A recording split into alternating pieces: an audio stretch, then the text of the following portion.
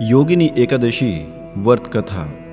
महाभारत काल की बात है कि एक बार धर्मराज युधिष्ठिर ने भगवान श्री कृष्ण से कहा, त्रिलोकीनाथ, मैंने ज्येष्ठ मास के शुक्ल पक्ष की निर्जला एकादशी की कथा सुनी।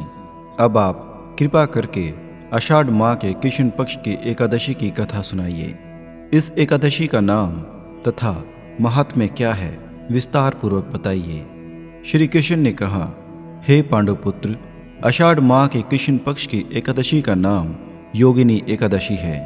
इसके व्रत से सभी पाप नष्ट हो जाते हैं। ये व्रत इस लोक में भोग तथा परलोक में मुक्ति देने वाला है।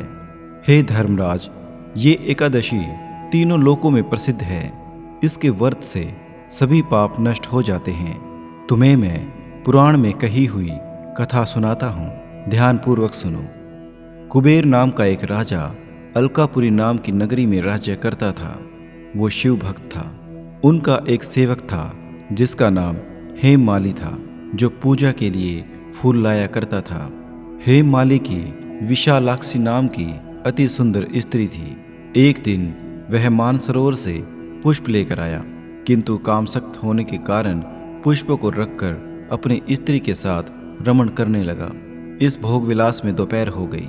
हेममाली की राह देखते देखते जब राजा कुबेर को दोपहर हो गई तो उसे क्रोधपूर्वक अपने सेवकों को आज्ञा दी कि तुम लोग जाकर पता लगाओ कि हेममाली अभी तक पुष्प लेकर क्यों नहीं आया।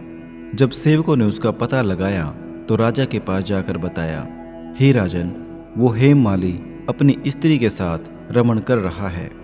इस बात को सुनकर राजा कुबेर ने हेममाली को बुलाने की आज्ञा दी। डर से कांपता हुआ हेममाली राजा के सामने उपस्थित हुआ। उसे देखकर कुबेर को अत्यंत क्रोध आया और उसके होठ फड़फड़ाने लगे। राजा ने कहा, अरे अधम, तूने मेरे परम पूजनीय देवों के भी देव भगवान शिव जी का अपमान किया है। मैं तुझे श्राप देता हूँ कि तू स्त्री के वियोग में तड़पे और मृत्यु लोक में जाकर कोढ़ी का जीवन व्यतीत करे। कुबेर के श्राप से वह तक्षण स्वर्ग से पृथ्वी पर आ गिरा और कोढ़ी हो गया। उसकी स्त्री भी उससे बिछुड़ गई। मृत्यु लोक में आकर उसने अनेक भयंकर कष्ट भोगे, किंतु शिव की कृपा से उसकी बुद्धि मलिन न हुई और उसे पूर्व जन्म का भी कुछ याद रहा। अनेक कष्टों को भोगता हुआ वो अपने पूर्व जन्म के कुकर्मों को याद करता हुआ वह हिमालय पर्वत की तरफ चल पड़ा। चलते चलते वह मार्कंडेय ऋषि के आश्रम में जा पहुंचा। वह ऋषि अत्यंत वृद्ध तपस्वी थे। वह दूसरे ब्राह्मण के समान प्रतीत हो रहे थे और उनका वह आश्रम ब्रह्म की सभा के समान शोभा दे रहा था। ऋषि को देखकर हेममाली वहां गया और उन्हें प्रणाम करके उनके चरणों में गिर पड़ा। हेममाली को देखकर मार्कंडेय ऋषि ने कहा, तूने कौन से निर्कष्ट कर्म किए हैं जिससे तू कोढ़ी हुआ और भयानक कष्ट भोग रहा है। महर्षि की बात सुनकर हेममाली बोला, हे मुनिश्रेष्ठ, मैं राजा कुबेर का अनुचर था। मेरा नाम हेममाली है। मैं प्रतिदिन सरोवर से फूल लाकर शिव पूजा के समय कुबेर को दिया करता था। एक दिन पत्नी सहवास के सुख में फंस जाने के कारण मुझे समय का ज्ञान नहीं हुआ और दोपहर तक पुष्प न पहुंचा सका। तब उन्होंने मुझे श्राप दिया कि तू अपनी स्त्री का वियोग और मृत्युलोक में जाकर कोढ़ी बनकर दुख भोगेगा। इस कारण मैं कोढ़ी हो गया तथा पृथ्वी पर आकर भयंकर कष्ट भोग रहा हूँ। अतः कृपा करके आप कोई ऐसा उपाय बताइए जिससे मेरी मुक्ति हो जाए। मार्कंडेय ऋषि ने कहा, हे हेममाली, तूने मेरे सम्मुख सत्य वचन कहे हैं, इसलिए मैं तेरे उद्धार के लिए एक व्रत बताता हूँ।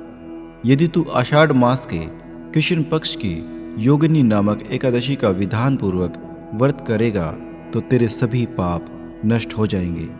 महर्षि के वचन सुन के हेममाली अति प्रसन्न हुआ और उनके वचनों के अनुसार योगिनी एकादशी का विधान पूर्वक व्रत करने लगा। इस व्रत के प्रभाव से अपने पुराने स्वरूप में आ गया और अपनी स्त्री के साथ सुखपूर्वक रहने लगा। भगवान श्री कृष्ण ने कहा, हे राजन, इस योगिनी एकादशी की कथा का फल 88,000 ब्राह्मणों को भोजन कराने के बराबर मिलता है। इसके व्रत से सभी पाप नष्ट हो जाते हैं और अंत में मोक्ष की प्राप्ति करके प्राणी स्वर्ग का अधिकारी बनता है। अगर आपको ये व्रत कथा अच्छी लगी हो तो आप हमारे चैनल को सब्सक्राइब जरूर कर दें और साथ में लाइक, शेयर और कमेंट भी अवश्य कर दें। हरे कृष्णा।